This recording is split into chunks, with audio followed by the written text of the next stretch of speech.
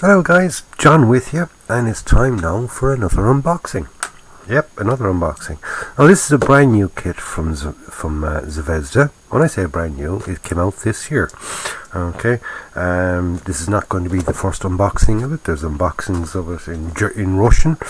A couple of people have unboxed it, went into lovely detail. But this is a John Moore unboxing, where I kind of go into all the technical details of the kit. Yeah, right. No, I don't. I do my usual. I'm going to do my usual unboxing, whereas basically all I'm doing is I'm looking at the quality of the plastic, how much you're getting for your money. Are there lots of seam lines, things like that in it? Ejector pin marks. Is it, is it nicely detailed? How crisp is the moulding on it? How are, say, things like here on the Sherman now, the light guards, are they totally out of scale, or are they close enough? Okay, we're not going rivet counting that. Oh no, they should be a little bit thicker, thinner, or whatever the case may be. Do they look okay? That's all we want. We're happy with that.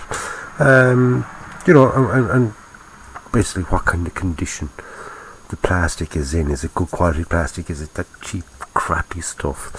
And when it comes on then to sort of the decals, are they thick and shiny, or are they nice and thin? When it comes on then to the instructions, are they easy to follow? Are they like, say, dragon instructions where they're sticking 40 freaking steps to do in the one little picture? Is it nicely easy to follow? In other words, can a person who's never built a kit before in their life pick up this kit and build it by following the instructions step by step, nice and easy? Or do they need a fucking degree to be able to understand the figures? So that's basically what I do in an unboxing, and that's what we're going to do with this one.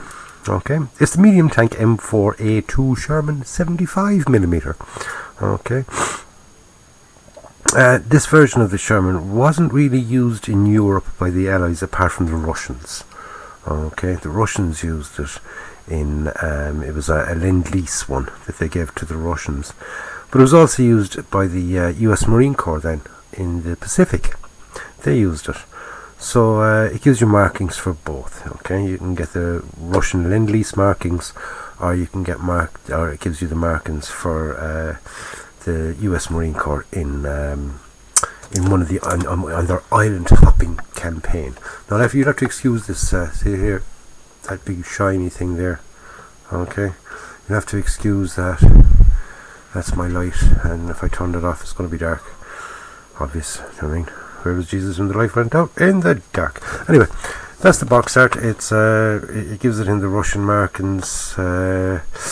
Tank coming across, or doing a river crossing, with another load of tanks behind it. So very pretty picture, very pretty picture indeed. On the back of the box then it gives a picture of the completed model, all painted up and looking lovely. Again with the Russian markings on it. Shows it here with the I don't exactly know what they are. I have an idea of what they are. I think they're the powder packages for the gun, the shooty thing here. Now when I say powder packages, that more than likely is not the proper name for them. Like I said, this is a very technical one. If I was a technical one, I'd spend about 20 minutes looking up to see exactly what these fucking things are. Don't know, but that's what I think they are anyway. But they're there anyway. It gives them, you can have them sort of here on the side, which would be ejected out this little yoke here. So they're not filling up the inside, especially if they're in combat. They're firing lots of rounds. They don't want the lots of little bits and pieces inside, and these hatches would be open to a certain degree while they're in action, purely just to let fumes out, from the cartridges, letting them get out, because there'd be little enough air and stinky enough inside without sort of toxic. It wouldn't be toxic fumes, but the smell of cordite isn't exactly that lovely. so they'd have some form of venting it out, and back in those days it was literally open up the back. Right, scale is 1/35 scale. There's 277 parts to it, and the whole thing is going to be 17 centimeters long, or 170 millimeters, whichever way you want to go. So that's basically it, and it gives you a little bit of a write up there on it as well, okay, in Russian and in English. So that's the box, right? So when you open that sort of nice soft box, inside in that you get this box, nice plain cardboard box, nice and sturdy, dead handy then for storing little bits and pieces after you've built your kit. I have a couple of them there under the table with all different spare parts and God knows what else. Okay.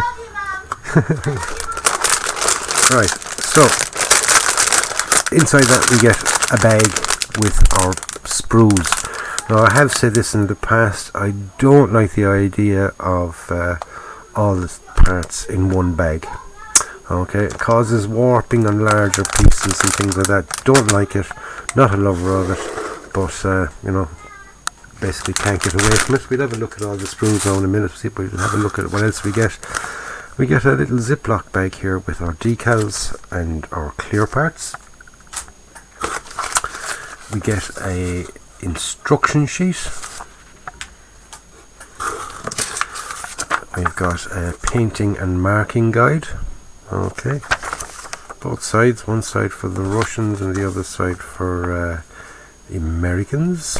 Okay, and we get usual safety tips. Okay, so let's start with what do we start with? We'll start with the plastic. Why not? We'll start with the plastic and we'll finish up with the excuse me. We'll finish up then with the instructions and things like that. So we'll open the bag.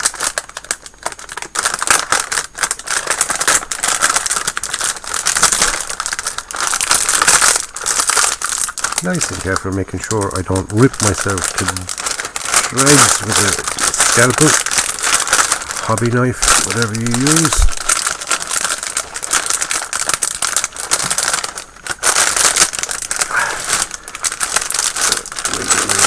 Noisy plastic bag. Okay, so what do we have? We've got 1, 2,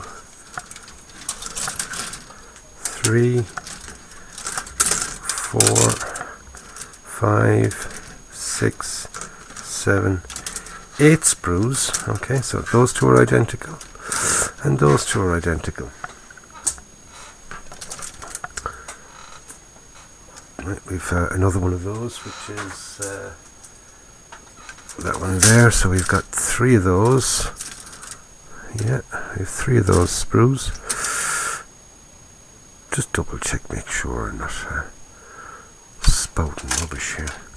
Yep, we have 3 of those sprues and 2 of the others. Okay, and then we've got 3 large sprues. So we'll start with this one.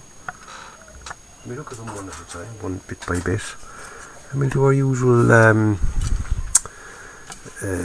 like I said, we're going to have a close look at them, right? So I'll bring the camera down. No, that's my zoom. I'll manually push it down there. Okay, so there's our first sprue, and we've got our upper hull. Now the mouldings on that, they look actually quite nice. Bit shiny. Actually, not just a bit shiny, quite very, very shiny and smooth here on the side. We've got no cast detail, cast texture whatsoever on that. That is super smooth, really, really smooth. So I'm going to have to address that in some way, shape or form, just to get a bit of kind of cast texture on that. There's loads of different ways of doing it. I have a way of doing it with to me extra thin and a stiff little paintbrush, and just tap, pat, pat, pat, pat, pat, and it does the same job, and saves going putting on extra layers like using Mr. Surfacer, that's another way of doing it, but you're adding more onto it and you might get rid of some small detail, but the old pata one doesn't really do it. Nice detail again, like I said. Does have some cast mark on it there. Okay, does have cast marks. Loads of little locator holes and things for anything we're going to add onto it. So that's the upper hull. There's the underneath. So obviously we're going to have a sort of a bathtub. We're not going to have, should I say, a bathtub style lower hull. So we're going to have the you're going to have to make up the lower hull part. But there's our total underneath side. There's some nice detail there, so it'll be kind of pretty accurate. You know, we've got the escape hatch there, and that'll be, say, under the engine, getting into the sump and all that kind of good stuff. We've got, I'd say, there are the engine grills. That's the back of it. You've got two little shark fins. There's another part of the at the back. Again, nice detail there on the. Well, I should have said nice detail. Nice moulding there on those rivets. Okay, they are nicely pronounced. I'll take my hand away so that might go. They are kind of nicely. There we go. Look at that. If I just lift my hand there the first time, it would have been grand. But they're nicely raised and all that, so they'll pick up a bit of dry brushing quite nice. There's the deflector there for the exhaust. The back. We've got our exhaust itself. What appear to be two little handles and things. So that's the first sprue, which is sprue what? Where's the marking for it? There we go. Doesn't want to tell us. Sprue F. Okay, that is sprue F. It says it there somewhere. There we go. Sprue F. Next of our big sprues. Okay, oops, I'm after leaving a little piece here. Good job. Don't know what it is, but it's after popping off one of the sprues. Pop that into the box so it doesn't get lost. Good job I knocked that, because I could have quite easily knocked that off the side of the desk with my hand, and then I'd be tearing the place asunder looking for it at a later stage. Find it squished to the ground after standing on it. But here's our turret. Okay, again, very, very smooth. Too smooth, if you're asking me. That is absolutely smooth as a baby's bottom. Okay. So, if you want to get that kind of textured up a bit, you'd have to do a bit of a texturing job on it. But everything is there. It's quite nice. You've got your commander's hatch, your loader's hatch.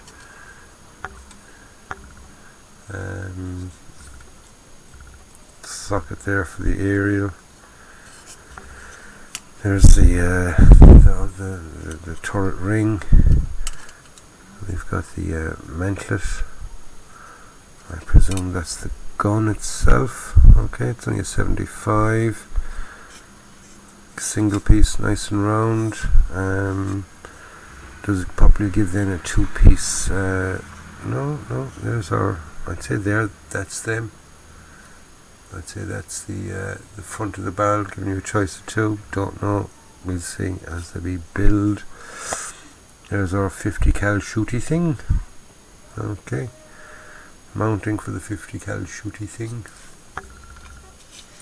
Just look at the detail there on the 50. Not bad. Okay, not bad at all. Actually, it's quite nice.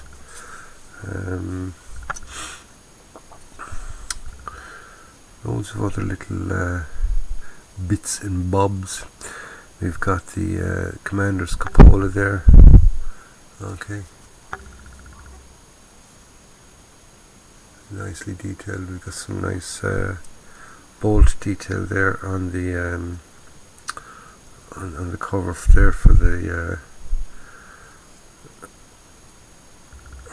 mantlet. We've got commander's hatch 2-piece there, and we've got obviously another part then for the periscope that goes onto that. More parts for hatches. Very nice antenna. Very, very nice antenna. Okay, that is very nice. Not too thick, so you have the right size and things like that. And unless I break that, I'm not going to bother with my usual wire ones. Why? But what, you know, I only use the wire ones where either they don't give it, or what they do give you is very bad. But that actually looks very, very nice indeed. Lovely, lovely detail on that. Look at that. Absolutely gorgeous. Gorgeous. Okay. There's the gun, like I said, with the 30 cal or the 50 cal, whichever, I don't know yet. Already attached to it. You can sort of with the little 50 small bow machine gun, not bow machine gun. Whatever this gun is called. It's a machine gun anyway, shooty thing. But you can sort of give a nice clean sanding to that and just bore a little bit into the top of that with the drill bit, just to make it look hollow, and you can actually get that looking quite nice. Loads of more small little details there. Don't know what they are. It's irrelevant to me, like I said, especially in this unboxing, because what this unboxing is looking at the condition of them. Okay, so that was our next sprue. That is sprue E. Okay, on now to our next sprue, which is sprue. Let's turn it over now to see what sprue this is. This is sprue B. And on sprue B, by looking at that, we've got the makings up of our lower hull. Okay, there's a quick view of the full thing. Right, now we will go and we'll have looks at it. We've got our two sides. There's all those little powder charges, I think. We've got a very, very, very nice tow rope there. Now it is after popping and breaking. It is after breaking, but you know, we can fix it. We can glue it back together again. We have the technology. We can rebuild it. Again, but another little piece missing there. Again, it looks like the other toe ring is missing, and that is one of the main reasons I do not like. Or that could be it there actually. So hey, we haven't lost it. But that is one of the main reasons I don't like the fact of all the parts being in the one bag. Okay, because things like that will happen. We're lucky enough now that there's no warping in it. Okay, but there is a chance that over time, you know, that's a new kit, so it hasn't really been shoved around too much. But you can imagine after this has been a couple of years out, the chances of these pieces still being in good nick after that, being all in the one bag and shipped everywhere and anywhere, you know, will they still be just as good? I do not know. There's our transmission cover there on the front. Again,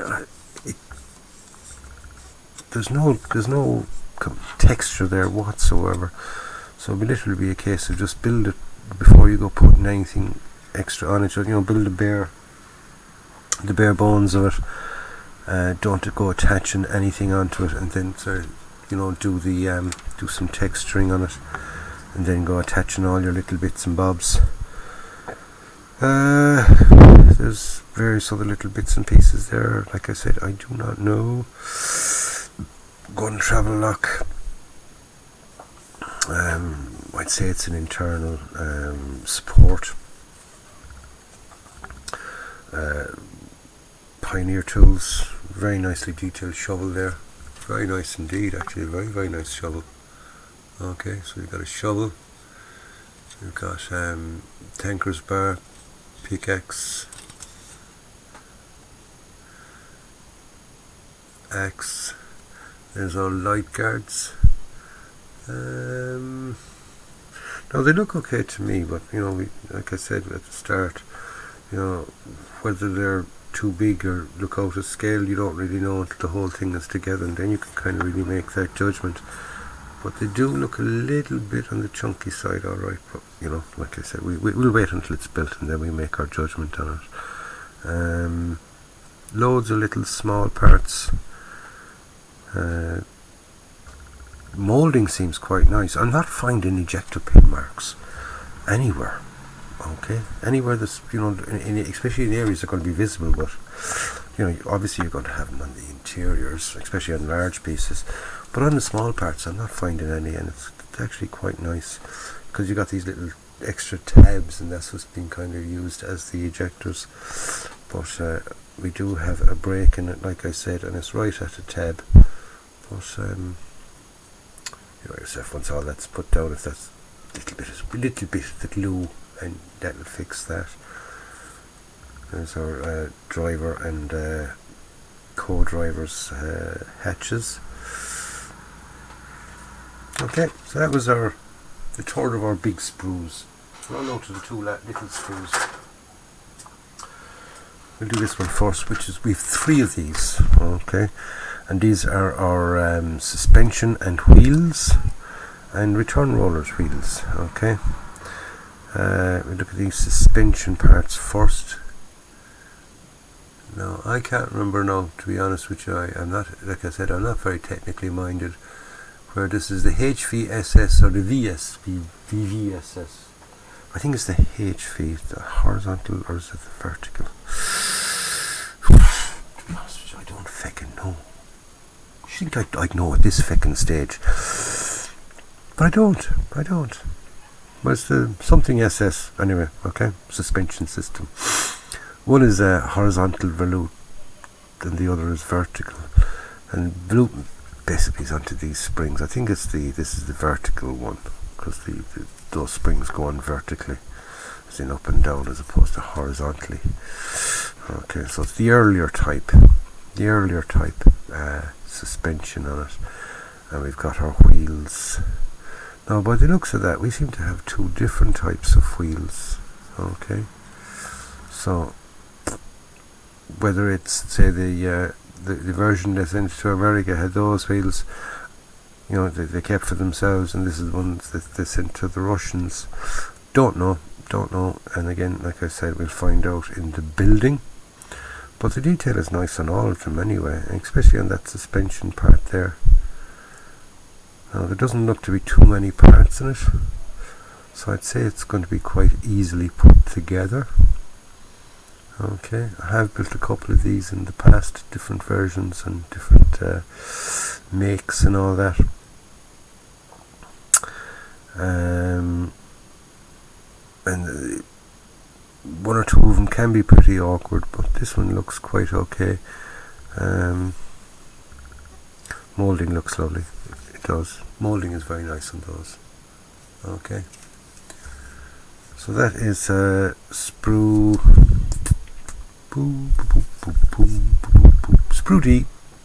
Sprudy. That is sprudy, and we've got 3 of them. Okay, finally with our the last of our sprues, we've got 2 of these. On this we've got our track, link in length. We've got our individual links here and here, and we've got our lengths parts there then. Okay, we've got our top and our bottom. Now we look at the detail on those. I'll tell you, they're nicely detailed. They are. That is very nice. Very, oops, fell out of my hand. That is very nice indeed. And look at the inside of it as well.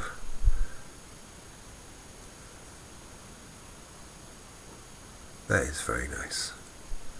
Now we do have 1 or 2 little ejector pin marks, But if you look at this, it's got a slight little bit of sort of bumping and sagging on it, and where the bumping and the sagging seems to be is where wheels are going to be. So you mightn't need to, there wouldn't be no cleanup whatsoever on them. We look at our individual links. Yeah, we've got cleanup there to do on them. I find the best to fill those with, believe it or not, is a little blob of super glue. It kind of self-levels into the hole that it leaves, and then just once that's dry, then a quick rub of a bit of sandpaper or a file, and you'll get them quite grand. You mean anyway? You're going to do some weathering up, so you're going to add bits of whatever you're going to use with your weathering, be it pigments or rust texture or whatever you're going to use. You might be able to cover that up quite nicely. You've also got our drive sprockets and our idler. Okay, and that. Oh, there's one of those things. It's one of those things that fell off. Yes, fell off my second sprue. Ta-da! Now I know what it is. That was a little piece that I found here on the table that had popped off. So, okay, there's our last of our sprues. Okay, and it's our drive sprocket, idler, and tracks. Okay, so far so good. Really, really nice. Lovely detail on all those. Okay, so now nearly finished. We're onto this little bag here, and inside this little bag here we've got, this is literally the last of our sprues. It's our clear sprue, and we've got the glass portion for our cupola, and we've got little glass, well, I'm calling it glass, it's plastic. We've got our vision blocks, okay, and our sort of light lenses. Very nice. They're clear and they're parts, like I always say, clear parts. And finally, for a finish, we've got our decals, transfers, stickers. Okay, so these are our decals there for those little ammo thingies, right? Now, if we get a nice close up of that, we might be able to see what it actually freaking says. Yes, it's in frickin' Russian. So I don't know what it says, unfortunately, because it is in Russian. But for our Russian speakers out there, okay, that's what that is. Now, is it for the, say, the 2-part ammo? I do not know. You know, we say the projectile part of our 2-part ammo. Okay. We got those. Right, we've got our numbers then. We've got the USA ones then for the US Marine Corps version of it. Caesar. I used to have a dog called Caesar, believe it or not. And no, I didn't actually. My dog was called Zorro, but his father was called Caesar. That was it. My best friend, his dog was called Caesar, and I had his dog's son, Zorro. Nice big German Shepherd, absolutely beautiful, very, very nice dog. Until my neighbour went off and poisoned him. But we won't go into that. So there's our decals. Okay, very nice, very, very nice decals.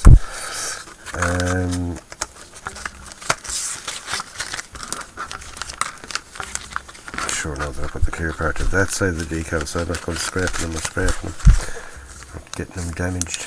Okay. So, quick look at the nice little colour piece that they give us. This is the Caesar C40, which is as far as I know, it's the US version. M4A2 to Sherman number C40 Caesar, 2nd Tank Battalion, US Marine Corps, Tinian in the Mariana Islands in July of 1944. Okay, so that's for that version. And then we've got our Russian Lend-Lease version. Gives 2 different markers for 2 different versions of that, number 152 or number 203. Okay.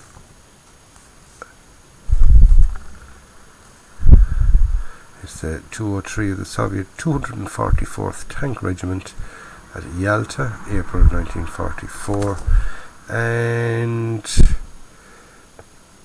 Sherman number 152, the Soviet 1st Mechanized Corps in Belarus in 1944.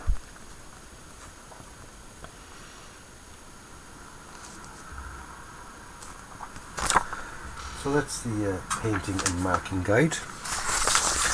And finally then we've got our instructions.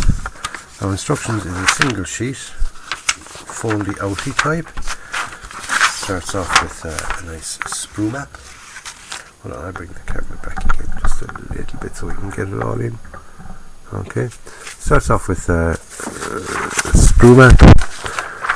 Then we're into construction, starting off, weirdly enough, starting off with the turret. First time I've ever seen that. So we start off with the turret. Okay, into construction of the lower hull, putting our tracks on. Okay, let's look at them before I turn them over. Right, starting off with our turret.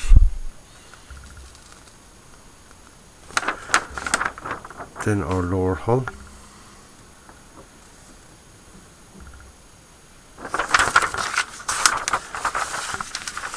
Then with the upper hull. Putting the upper hull onto the lower hull. Putting on our turret. And ta-da!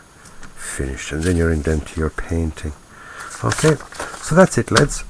That's the unboxing of the new kit 2020 from ZVEZDA of the M4A2 Sherman 75mm. So, hope you enjoyed the unboxing of that, lads. Hope you found it interesting. Don't forget to stay tuned to the channel, so I'll be doing the bit by bit building of it. I'll be doing my usual little daily updates once I start building it. We'll show how it's going together, any complaints I have about it. I am going to do a little bit of research onto it, as in, because of it's so smooth. Were these things as smooth as what it's made out in that, or did they have a pretty heavy cast texture? I don't know. I mean, it'd be a waste going to all the bother of putting on a nice heavy cast texture and finding out that these things were actually quite smooth. Okay, but very easy to find out. Just basically look up videos on YouTube and it'll give you a very, very nice, guaranteed you'll find pictures of these yokes. Okay, so lads, I'll leave it at that. Like I said, don't forget to subscribe to the channel and hit the bell, and you'll be notified straight away when I start on this. And like I always finish, go out and buy yourself a kit. You build it and you enjoy it, and come back and let me know how you got on yourself. So until the next time, lads, this is John saying stay safe, enjoy your modelling, be nice to one another, and have a nice day.